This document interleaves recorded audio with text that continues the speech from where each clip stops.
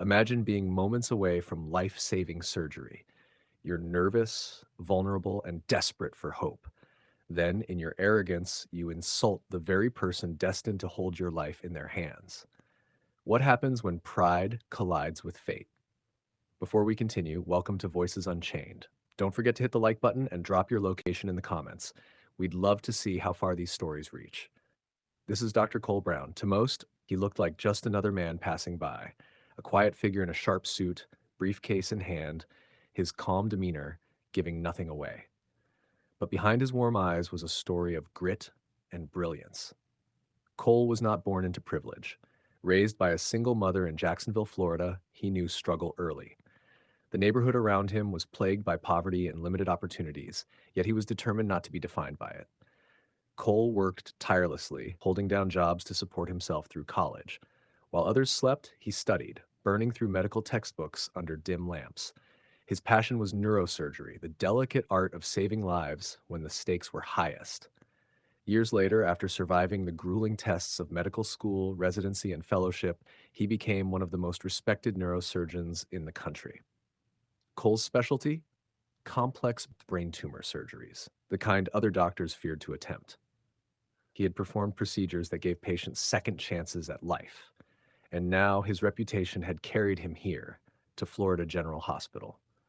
Not because he worked there, but because his skill was so highly sought after that he had been flown in specifically to handle one of the most delicate cases the hospital had ever faced.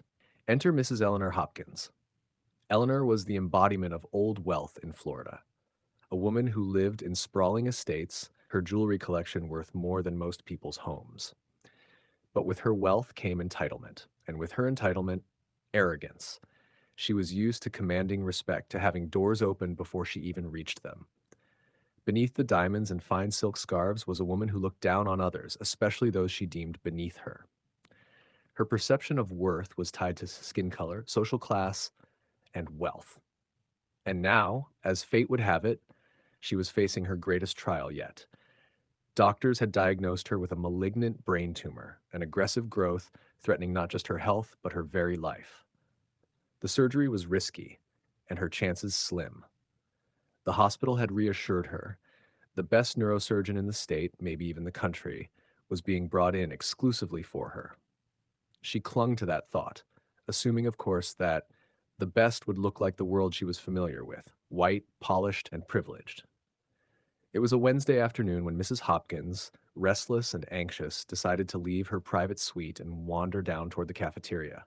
Her scarf was wrapped tightly, her posture stiff, her presence radiating superiority, even in her fear. That's when she saw him, Cole Brown, standing in the lobby, quietly reviewing patient notes he had carried with him from the airport. He was dressed sharply, professional yet unassuming. To Eleanor, however, all she saw was his skin color. Her lip curled in disdain. She stopped in her tracks and raised her voice loud enough for others to hear. "What are you doing here?" she demanded. Her tone was sharp, cutting. "This section of the hospital isn't for people like you." Cole glanced up, his eyes calm. "I work here," he replied simply, though technically he didn't. He wasn't a staff doctor. He had flown in only for this operation. But explaining that seemed pointless. Eleanor's eyes narrowed in disbelief. "Work here? Don't tell me you're a doctor, please. These days they must be giving medical degrees away to just anyone." Her words dripped with contempt. A couple of nurses nearby exchanged uncomfortable glances, but no one spoke. Cole, however, didn't flinch. He had faced worse than this. With quiet dignity, he closed his folder, nodded politely, and continued walking. Her prejudice wasn't worth his peace. Hours later, the operating theater was prepared. Bright lights illuminated the sterile room. Machines beeped steadily as nurses hurried about. Mrs. Hopkins lay on the table, masked and trembling, though her pride wouldn't let her show it. The hospital staff whispered in anticipation. The world-class neurosurgeon they had waited for had arrived. The lead nurse straightened her posture and announced with formality, "Ladies and gentlemen, may I introduce the surgeon for today's procedure, Dr. Cole Brown." The doors swung open. Cole entered, masked, gloved, and ready. His calm presence filled the room. Mrs. Hopkins's eyes fluttered open just long enough to see his face. Shock spread across her features. "You?" she gasped weakly. "You're the doctor?" Cole met her gaze for a moment. His eyes were kind, but steady, betraying no judgment. A faint smile touched his lips as he adjusted his gloves. He said nothing about their earlier encounter. Instead, he simply replied, "Let's begin." The surgery commenced. The malignant tumor was lodged deep within her brain, a ticking time bomb threatening her life. But Cole's hands were steady, his knowledge vast, his movements precise. Hours passed. Every incision, every suture was done with care. Nurses watched in awe as his skill seemed almost effortless. Finally, after what felt like eternity, it was over. The malignant tumor was successfully removed. The patient, Mrs. Eleanor Hopkins, was stable. Her life had been saved. When she awoke days later, she asked for him immediately. The memory of the lobby incident burned her with shame. When Cole entered her room, she looked at him with tearful eyes, her voice trembling. "Dr. Brown, I owe you everything. I was wrong about you. I was blind, arrogant, cruel. Please, let me compensate you, anything you want." But Cole shook his head gently. "I don't need your money, Mrs. Hopkins. What I do need is for you to change. If you truly want to make amends, use your wealth to support causes that uplift Black communities. Fund scholarships, donate to charities, create opportunities for those who never had the chances you did." Her face flushed, not from pride this time, but from humility.